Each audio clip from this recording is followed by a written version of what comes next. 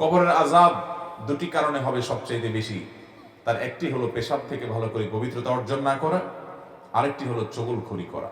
নবী করিম সাল্লাল্লাহু আলাইহি সাল্লাম বলেছেন যে কবরের আযাবের অন্যতম প্রধান কারণ হলো এই দুটি।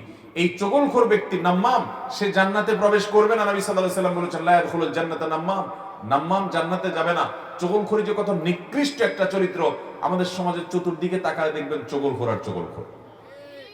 আপনার সামনের কাছে যায়, আপনার সামনে যায় আপনার কাছে ভালো সাজবে, আবার আরো জন কাছে যায় তার কাছে ভালো সাজবে, আছে না নাই?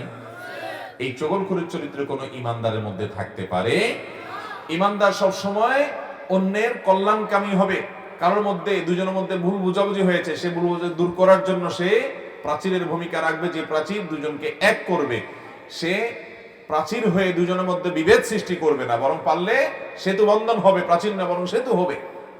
আল্লাহ রাব্বুল আলামিন বলেছেন ইন্নামাল মুমিনুনা ইখওয়াহ ফাআসলিহু বাইনা আখওয়াইকুম, নিশ্চয়ই ইমানদাররা সবাই ভাই ভাই, অতএব তোমরা ইমানদারদের মধ্যে কোনো গন্ডগোল, কোনো ভুল বুঝাবুঝি, কোনো মতমানের পার্থক্য, কোনো মনোমালিন্য হলে এটাকে সংশোধন করে দিবে, এটাকে দূর করে দিয়ে তাদের মধ্যে ঐক্য সৃষ্টি করার চেষ্টা করবে। আল্লাহ তাআলা আমাদের সবাইকে সেটা করার তৌফিক দান করুন।